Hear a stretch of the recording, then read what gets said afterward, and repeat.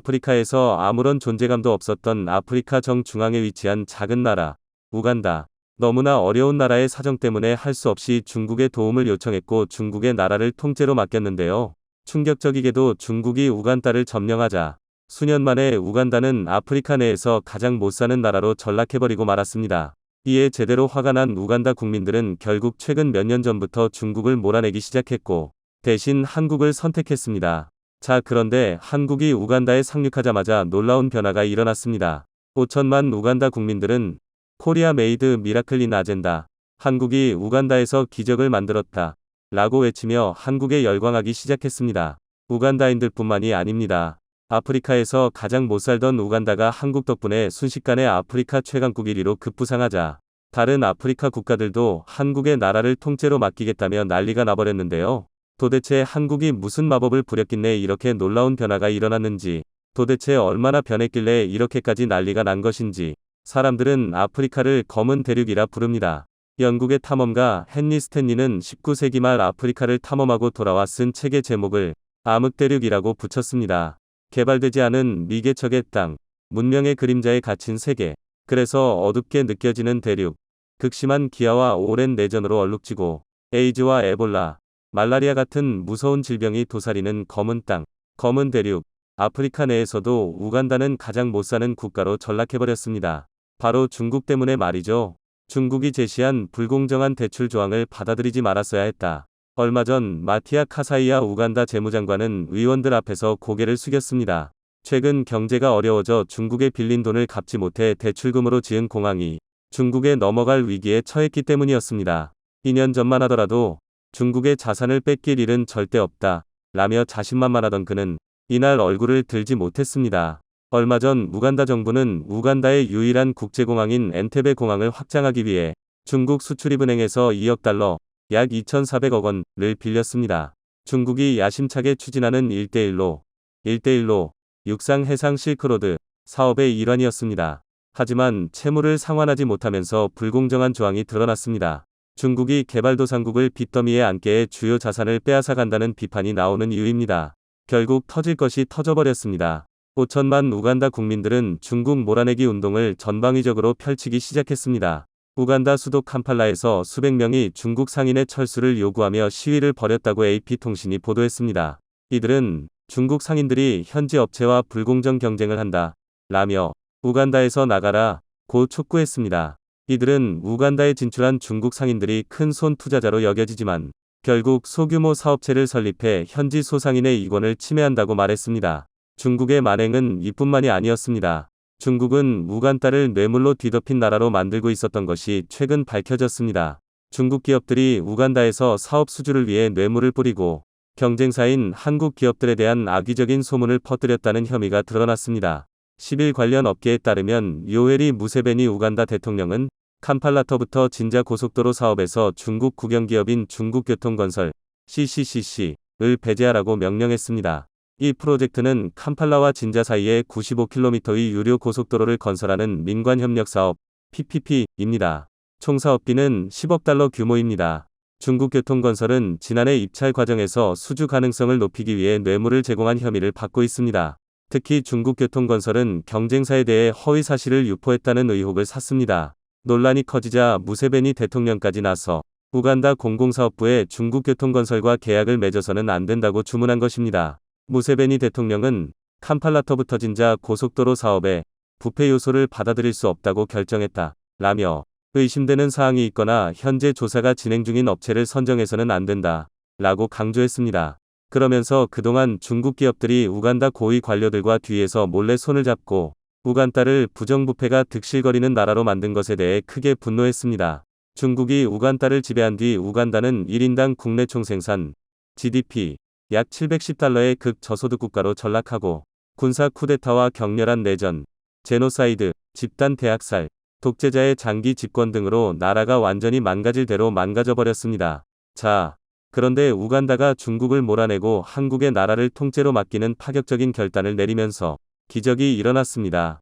가장 먼저 일어난 놀라운 변화는 바로 얼마 전까지만 해도 식량 부족으로 인구 절반 이상이 배고픔과 하루하루 싸우고 있었는데 한국이 상륙한 지 얼마 지나지 않아 갑자기 식량이 넘쳐나며 우간다 5천만 국민 모두가 배불리 지내게 되는 마법이 일어났습니다. 우간다에서 쌀 농사를 짓는 우간다인 A씨는 한국산 통일벼를 우간다에 심었더니 수익성이 3배나 증가했다. 라며 한국 덕분에 부자가 됐다고 기뻐했는데요. 한국이 우간다 기후에 맞춰 새롭게 만든 통일벼는 아프리카인 입맛에도 딱 맞고 수확량이 대폭 늘어났을 뿐만 아니라 요리할 때 물과 기름이 훨씬 적게 들어가 물과 기름이 부족한 아프리카에서 폭발적인 인기를 얻고 있습니다. 한국의 농진청은 여기서 안주하지 않고 가뭄, 연분, 병해충 등의 강한 품종과 빨리 심어 빨리 수확할 수 있는 조생종 품종 등도 적극적으로 개발해 나가겠다. 라면서 아프리카 벼 개발 파트너십을 통해 아프리카의 벼 생산성을 25% 이상 끌어올릴 계획이라고 밝혔습니다.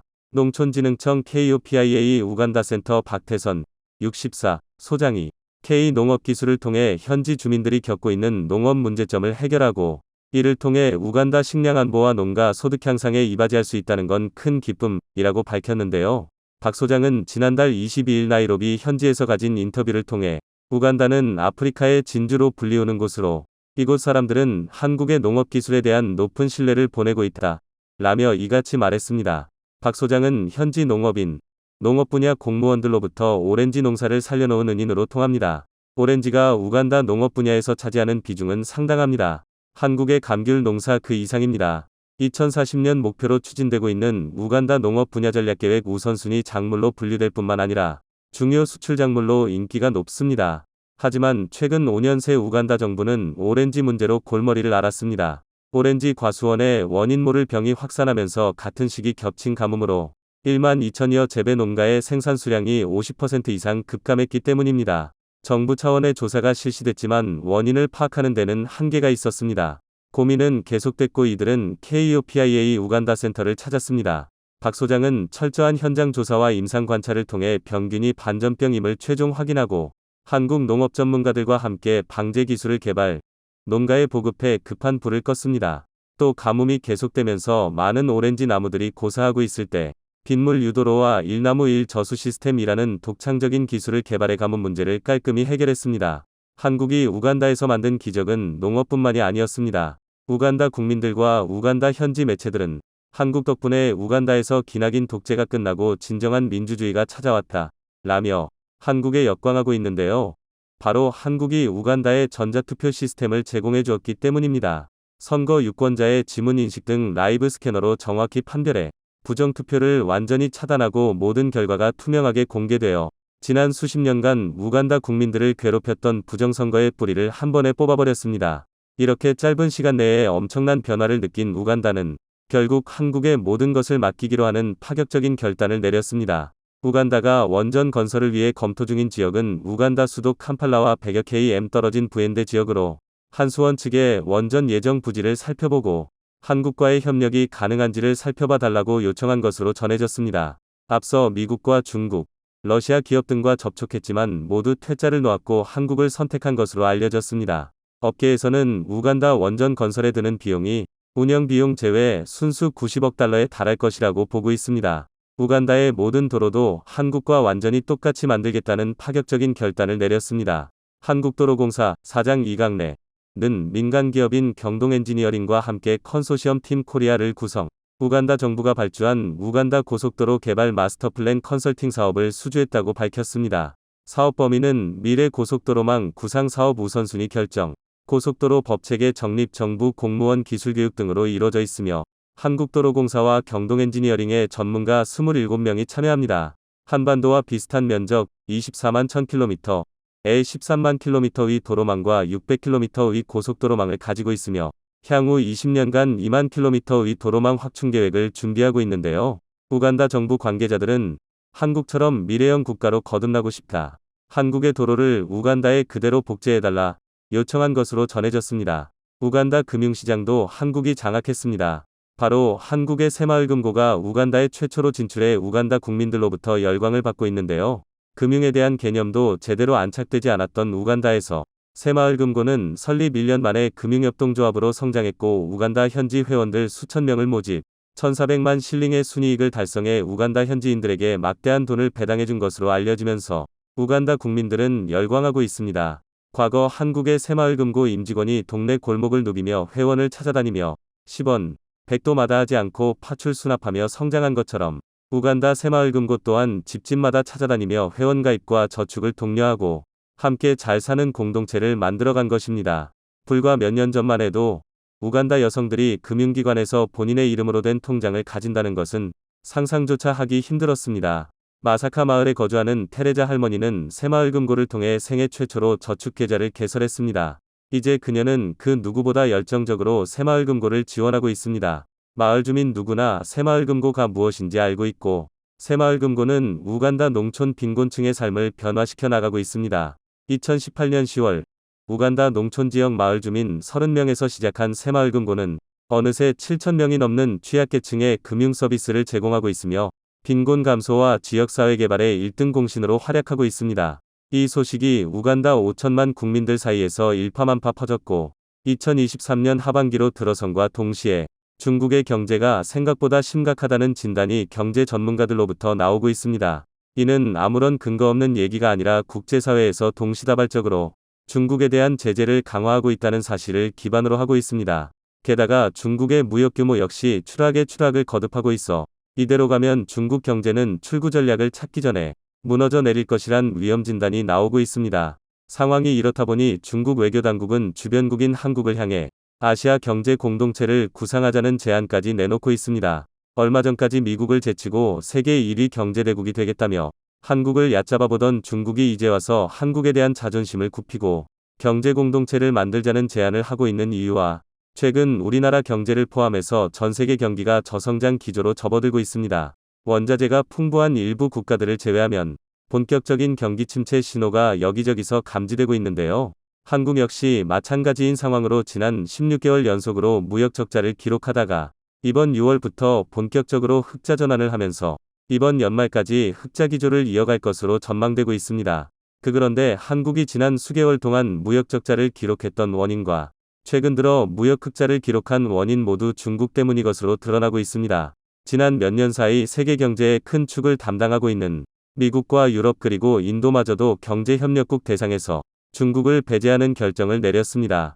즉 반드시 필요한 품목이 아니고서야 중국과의 무역은 최소한으로 한다는 정책이며 이런 국제적인 흐름에 우리나라 역시 자연스럽게 동참하게 되면서 한국의 무역 흑자국 1위인 미국에 이어서 2위를 기록하던 중국이 현재는 최대 적자국으로 변하게 되었습니다. 중국 정부에서도 한국이 국제사회와 손잡고 중국을 배제하려는 움직임을 보인다면 한국의 대중국 무역 적자는 더 커질 것이란 엄포를 놓았지만 이런 경고는 오래가지 못하게 되었습니다. 아이러니하게도 지난 20년 급성장한 중국의 성장 동력은 세계 경제 규모 1위인 미국으로부터 막대한 무역 흑자를 벌어들였기에 가능했는데 최근 미중 갈등이 극도로 심화되면서 20년 가까이 유지되어 오던 미국의 최대 수입국 타이들을 다른 국가들에게 내주게 생겼기 때문입니다. 정확하게는 중국에서 생산된 제품을 대체할 수 있는 한국과 같은 국가들이 막대한 반사이익을 얻고 있다는 점입니다. 이번 일을 통해 중국은 자신의 최대 무역 고객이던 미국 시장에서 철저히 배제되고 있으며 미국과의 무역 수지가 극도로 악화되고 있습니다. 반면 한국은 현재도 미국과의 무역에서 엄청난 흑자를 거두고 있으며 한국의 최대 무역 흑자국은 미국인 만큼 중국이 배제되면서 얻게 되는 반사이익이 더욱 커지고 있다는 점입니다. 미국 상무국의 무역 동계보고에 따르면 올해 중국이 미국에 수출한 금액은 한화 214조 원으로 지난해와 비교해 25%나 감소하였으며 중국은 대미 무역 수출 규모 3위를 기록해 미국과 인접한 캐나다와 멕시코에 순위를 내주었습니다. 이를 두고 미국 현지 매체들은 중국과의 무역 규모가 줄어든 만큼 기존 2위 3위였던 멕시코와 캐나다의 순위가 올랐지만 중국의 무역 물량을 가져간 국가들은 한국을 비롯한 아시아 국가들이라며 이들은 중국에서 생산되던 제품들을 빠르게 대체할 수 있고 무엇보다 기존의 중국산 제품보다 품질이 뛰어나다는 점을 언급했습니다. 상황이 이렇다 보니 중국의 수출 실적 또한 바닥을 찍고 있습니다. 지난 몇 년간 중국 경제의 악화 원인으로 지목된 제로 코로나 정책이 폐지된 이후에도 중국의 경제가 살아나지 못하면서 올해 수출은 지난해에 비해 12%가 감소했고 수입 역시 7% 감소했습니다. 한국을 비롯한 주변 아시아 국가들이 회복세에 들어선과 비교하면 중국의 경기 추락은 상황이 심각하다는 것입니다. 게다가 13억 명의 인구수를 기반으로 한 막대한 내수 시장으로 경제를 자급자족할 수 있다고 자랑하던 중국이지만 2023년 상반기 내수 시장마저 수출 감소폭보다 규모가 큰 13% 수준의 감소폭이 보고되었습니다. 여기에 막대한 실업난으로 일자리를 구하지 못한 수억 명의 중국 청년들이 시진핑 주석이 경제 엔진을 꺼버렸다며 중국 국가지도층에게 반발하려는 움직임을 보이고 있어 중국 당국은 온라인 세상에서 일어나는 자국 비판적인 메시지를 더욱더 강력하게 검열하고 있는 상황입니다. 그동안 중국산 제품을 가장 많이 수입하여 중국을 세계 경제 2위 규모로 올려놓은 미국이 드디어 중국을 손절하는 액션을 보이자 유럽에서도 즉각적인 반응이 나오고 있습니다. 그동안 유럽의 반중적인 정책 기조 속에서도 중국 측과 긴밀한 관계를 유지하던 독일 정부가 자국 기업들에게 최후의 동첩을 날렸습니다. 베어보크 독일 외무장관은 내각회의에서 발표한 대중국 전략 보고서를 의결하면서 중국 시장에 대한 의존도가 지나치게 높은 기업들은 더욱더 많은 재정적 위험성을 스스로 감내해야 할 것이라며 중국 의존도가 높은 자국 기업들에게 사실상 중국에서 손을 떼라는 강력한 경고를 내놓았습니다. 이에 중국 현지에 생산 공장을 두고 있는 많은 독일 업체들이 반발하자 독일 외무부 측에선 수년 전부터 중국에 대한 높은 의존도는 장기적으로 국가와 기업에게 부정적인 영향을 줄 수 있다고 경고했다며 중국 시장 확대를 주장한 독일 기업들에게 최후의 경고를 날렸다는 평가가 나왔습니다. 독일이 이렇게 예민하게 반응하는 이유가 있습니다. 독일 외무부 장관은 러시아가 우크라이나를 침공하면서 러시아산 에너지 의존도가 80%로 가장 높았던 독일이 가장 큰 에너지 대란을 겪었던 교훈은 단 한 번으로 충분하다며 러시아에게 겪었던 실수를 중국에게 두 번 다시 겪지 않겠다는 다짐으로 보입니다. 중국 역시 우크라이나를 탐내던 러시아와 마찬가지로 호시탐탐 대만을 노리고 있는 상황에 미국과 유럽의 기업들이 중국과 긴밀하게 연결되어 있으면 중국이 어떤 군사적인 행동을 하더라도 미국과 유럽은 중국의 행동에 어떤 대응도 못할 것이란 생각이었습니다. 하지만 러시아에게 등동당한 서방 세계는 이제 중국과 연결되어 있던 경제적 관계를 완전히 뿌리 뽑으면서 중국이 어떤 독단적인 행동을 하더라도 경제적 군사적 옵션을 비롯해 모든 수단으로 중국을 저지할 준비가 되었다는 뜻입니다. 중국 지도층에선 수년 전부터 이어진 서방 세계의 탈중국 엄포가 실제로 이루어질 리 없다면서 무시로 일관했지만 최근 들어 중국 내 인건비가 급상승하고 중국 당국의 반기업적인 규제와 자국기업 일감 몰아주기 등 외국계 기업에 대한 불공정한 규제가 반복되자 해외 기업들의 중국 내 투자는 사상 최저치를 기록하고 있습니다.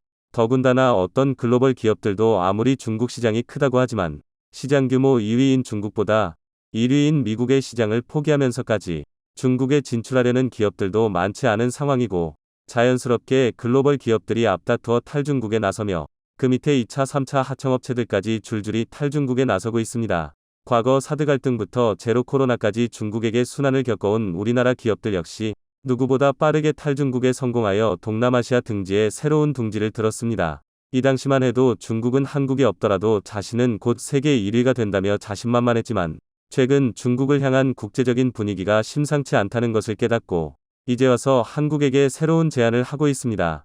7월 초 중국 칭다오에서 열린 한중일 3자 포럼에서 중국의 왕이 외교부장은 한국과 일본을 향해 미국과 유럽의 서방 국가들은 한국인, 중국인, 일본인을 구분할 수 없다. 아무리 금발로 머리를 염색하고 날렵한 코를 만들어도 한국, 중국, 일본은 결코 서방 국가가 될 수 없다면서 한국과 일본은 아시아의 뿌리가 어디에 있는지 알아야 한다고 주장했습니다. 이어서 왕이 부장은 한국과 일본이 중국과 함께 협력하여 동아시아 경제 공통체를 새롭게 구상한다면 서방의 제재와 횡포에 맞서서 무너지지 않는 아시아 연합을 구축할 수 있다고 언급했습니다.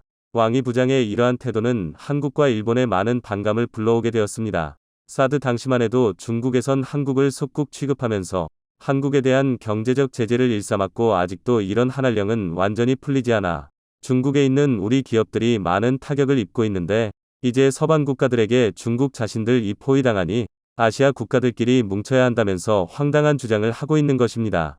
그동안 콧대 높던 중국이 이렇게까지 한국을 향해 노골적인 협력을 요청한 적이 없었는데 자존심을 굽히고 한국에게 숙이고 들어왔다는 점에서 중국의 경제 상황이 세상에 알려진 것보다 더욱더 어렵고 회복불능의 경지에 도달했다는 분석도 나오고 있습니다.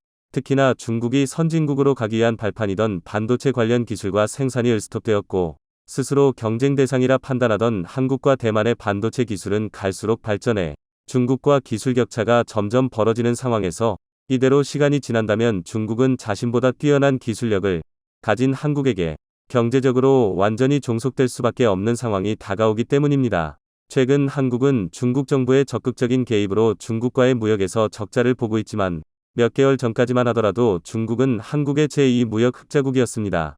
그만큼 중국은 한국산 반도체와 중간재를 수입해 해외에 완제품을 수출해왔다는 것으로 중국이 한국과의 무역에서 적자를 보면서까지 한국산 중간재를 수입해야 하는 상황이라는 것입니다.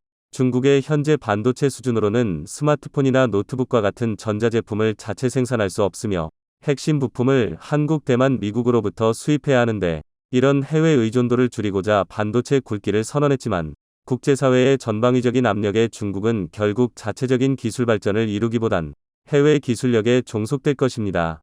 콧대 높던 중국이 자신보다 낮게 보단 한국에게 첨단과 기술력이 종속되는 상황만큼은 피하고 싶을 것이며 그렇기에 한국에게 경제적 협력을 요청하는 것으로 파악됩니다. 중국은 13억 인구 대국이지만 첨단 산업 없이는 더 이상의 경제 발전이 어려울 것이란 예측에 최근 삼성전자의 반도체 공장을 중국의 통째로 복사하려는 시도가 발각되면서 논란이 되고 있습니다. 이를 주도하던 A씨가 삼성전자 상무, SK 하이닉스 부사장 등을 지낸 국내 반도체 제조 분야의 권위자로 밝혀지면서 세상에 큰 충격을 줬습니다. 실행하기 전에 발각되어 실제 삼성전자 복사판 공장이 설립되지는 않았지만 만약 실현됐을 경우 삼성전자는 수조 원대 피해를 입었을 것이라는 계산이 나옵니다. 그런데 중국의 진짜 목적인 대만 반도체는 이보다 훨씬 더 심각한 유출 사건들이 발생할 텐데요. 중국이 대만을 침공하기 위한 가장 큰 목적 중에 하나도 대만의 TSMC를 통째로 갖기 위한 것인데 최근 중국의 침공 일정이 앞당겨졌다는 보도가 나와 대만에 큰 충격을 주고 있습니다.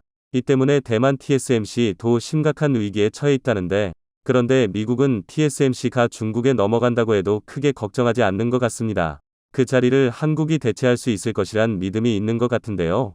최근 대만에게 충격적인 소식이 나왔습니다. 미국이 중국의 대만 침공에 대비해 유사시 대만에 거주하는 자국민을 철수시키는 계획을 수립하고 있다는 보도가 나온 것입니다. 이제 중국의 대만 침공이 진짜 얼마 남지 않았으며 그동안 말로만 해왔던 중국의 계획이 실현될 것이라고 미국은 분석한 것입니다. 14일 미국 온라인 매체 더 메신지는 미국 정부가 중국의 대만 침공 시 대만에 거주하는 미국인들을 철수시키는 계획을 마련하고 있다고 보도했습니다. 미국 정보 관계자는 더 메신저의 중국 침공 시 대만 거주 미국인 철수 계획 수립 작업이 최소 6개월가량 진행 중이며 최근 2달 사이에 속도를 내고 있다고 전했습니다. 이 관계자에 따르면 미국 정부는 중국의 군사력 증강, 러시아의 우크라이나 침공과 중국의 러시아 편들기 등에 자극받아 유사시 대만 거주 미국인 철수 계획 수립에 나선 것으로 알려졌습니다.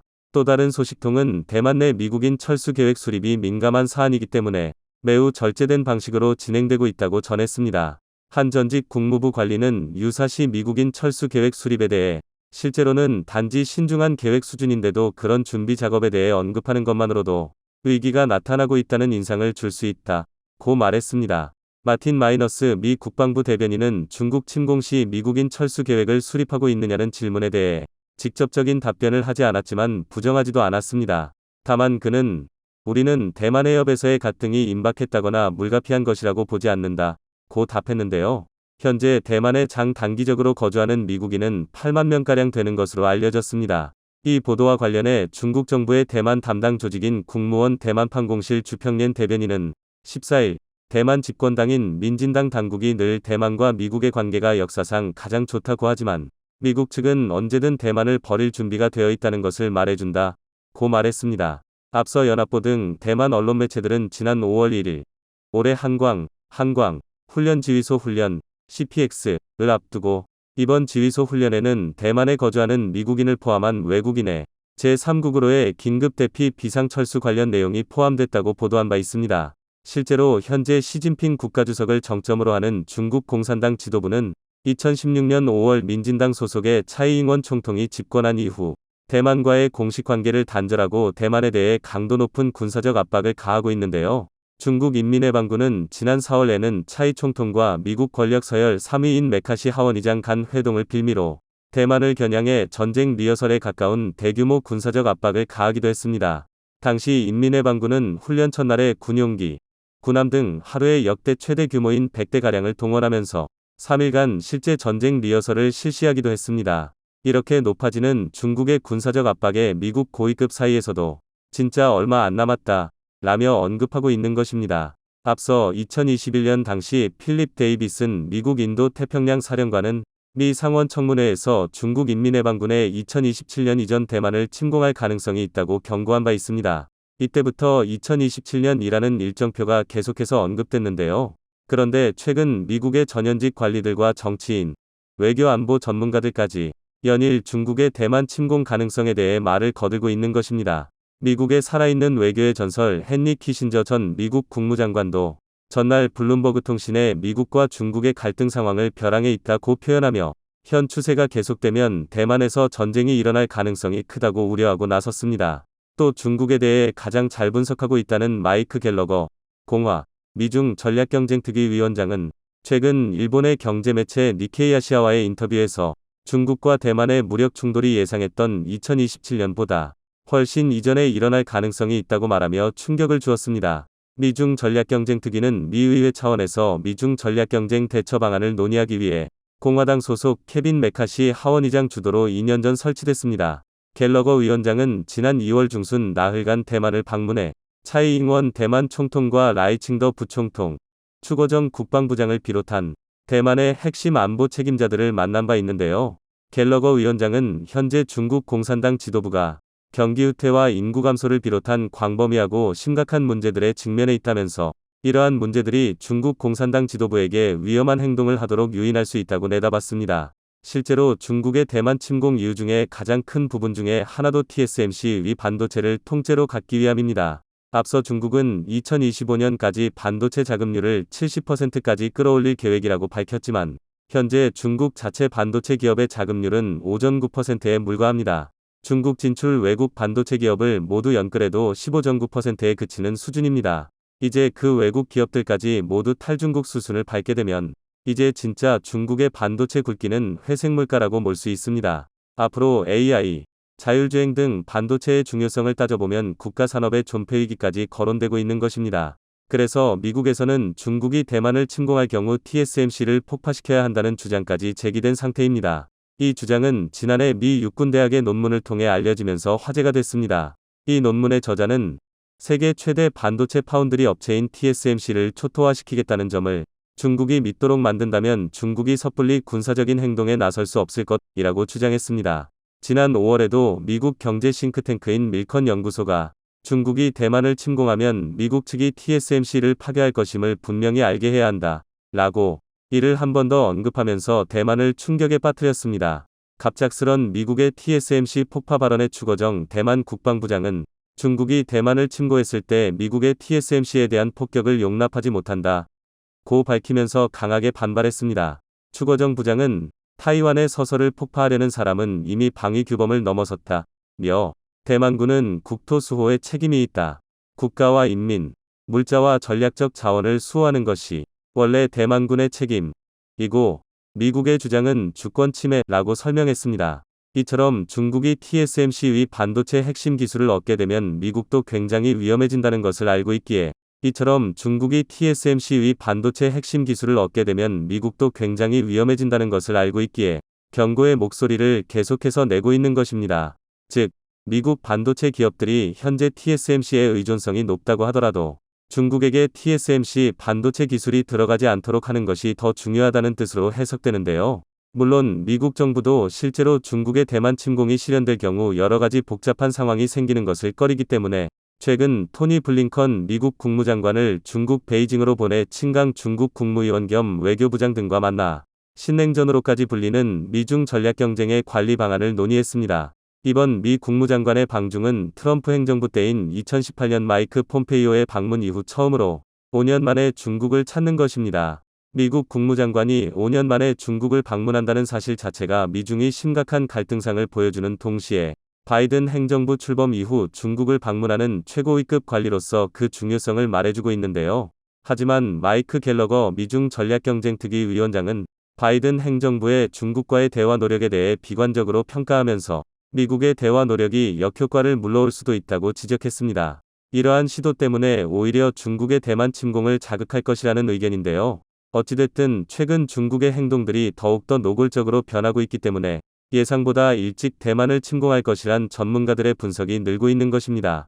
만약 TSMC의 반도체 생산이 중단될 경우 전 세계 산업과 경제에 막대한 영향을 미치겠지만 미국이 대만 TSMC를 폭파하겠다는 것을 보면 이를 대체할 수단이 있다는 뜻이기도 합니다.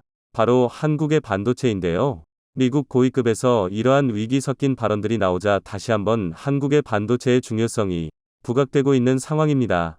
실제로 중국의 대만 침공이 일어나 TSMC의 반도체 생산에 문제가 생긴다고 해도 한국의 반도체 기업들이 그 수요를 어느 정도 충족시켜줄 수 있다는 것입니다. 가장 최근에 건설한 삼성전자의 평택 반도체 공장은 축구장 400개를 합한 크기로 생산 3라인 공장, 연면적은 100만 평방미터, 약 30만 평입니다. 단일 반도체 공장 중 세계에서 가장 큽니다. 여기에는 메모리 반도체 생산 라인과 파운드리 시설을 모두 갖췄습니다. 바이든 대통령도 방한했을 때 처음으로 이곳을 둘러보며 그 중요성을 전 세계에 각인시켜줬는데요. 이미 이때부터 TSMC 위 대체자로 점 찍어둔 게 아닌가 싶습니다. 아직까지는 TSMC가 세계 파운드리 시장의 점유율을 독차지하고 있지만 삼성이 맹추격하고 있는 상황으로 이미 기술력으로만 놓고 보면 TSMC를 따라잡은 상황입니다. 세계 파운드리 시장 점유율 1, 2위 TSMC와 삼성전자가 보유한 파운드리 첨단 공정 기술은 현재 3나노 수준입니다. 하지만 삼성전자가 처음 3나노 반도체 양산을 시작했고 이후 TSMC가 6개월 늦게 양산을 개시하며 쫓고 있습니다. 그런데 여기서 더 격차가 벌어지는 것은 3나노에서 어떤 기술을 적용했냐는 것인데요. TSMC가 3나노에 사용한 것은 기존에 사용하던 핀팻 기술로 삼성전자가 사용한 GAA 기술은 핀팻보다 칩 면적은 줄이고 소비 전력은 감소시키면서 성능은 높인 신기술입니다. TSMC는 2나노 공정부터 GAA 기술을 도입한다고 밝혔지만 이미 삼성전자는 3나노 공정부터 GAA 기술을 도입해 각종 테스트를 마치고 수율도 어느 정도 확보된 상태로 알려지고 있습니다. 이게 자리 잡으면 파운드리 점유율은 금방 좁혀지거나 심지어 역전도 가능하다는 분석이 이어지고 있는데요. 글로벌 팹리스들은 굉장히 냉혹하기 때문에 삼성 GAA가 기술적으로 우위에 있다고 판단하기 시작하면 분위기는 금방 달라질 가능성이 높기 때문입니다. 일단 기존의 파운드리 업체들이 안정적인 공급을 원하기 때문에 기존 공급업체인 TSMC와 계속 이어서 계약하고 있습니다. 하지만 최근 삼성도 AMD와 계약을 성사시켰으며 TSMC 위 동맹과도 같은 엔비디아마저 공급처 다변화를 추구하면서 삼성전자에게 지속해서 물량이 넘어올 것이라는 전망입니다. 이제 파운드리 파워게임도 다른 양상을 맞이할 수밖에 없는 것입니다. 이미 삼성전자의 파운드리 5년 수주잔고가 전년도 매출의 8배에 이르면서 폭발적인 성장을 거두고 있습니다. 또 이번에 삼성은 차세대 설계자산, IP, 에코시스템 파트너들과 협업을 강화하면서 IP 포트폴리오를 확장해 삼성전자를 중심으로 한 파운드리 생태계 확장을 진행 중입니다. 지난해 10월 기준 삼성전자는 56개 IP 파트너사와 손잡고 4,000개 이상의 IP를 제공하고 있습니다. 2017년 파운드리 사업부 출범 이후 IP 파트너와 IP를 지속 확보한 결과 2017년 이후 3배가량 증가했습니다. 삼성 파운드리는 이를 기반으로 고객사 수를 3년간 2배 이상 확대했습니다. 이번 협력에는 인공지능, AI, 그래픽 처리 장치, GPU, 고성능 컴퓨팅, HPC뿐 아니라 오토모티브 모바일 등 전 분야의 고객들에게 필요한 핵심 IP를 선제적으로 확보해 새로운 팹리스 고객을 유치하고 모든 고객에 대한 개발 지원 역량을 강화할 계획입니다. 삼성전자 파운드리와 글로벌 IP 파트너를 협력 확대를 통해 국내외 팹리스 고객들은 자신들의 반도체 제품을 생산할 삼성전자 파운드리 공정에 최적화된 IP를 제품 개발 단계에 따라 적기에 활용할 수 있을 전망입니다. 이는 설계 초기 단계부터 오류를 줄이고 시제품 생산과 검증, 양산까지의 시간과 비용을 크게 단축할 수 있을 것으로 기대되고 있습니다. 이와 같이 현재 미국에서는 중국의 대만 침공을 기정사실화하고 있으며 예상보다 침공 일정을 앞당겨 대비하며 자국민 대만 철수나 TSMC 폭파 계획을 내부적으로 세우고 있습니다. 여러 가지 국제 정세 움직임에 따라 한국 반도체도 빠르게 대응해서 기회를 잘 살리길 기대해 보겠습니다.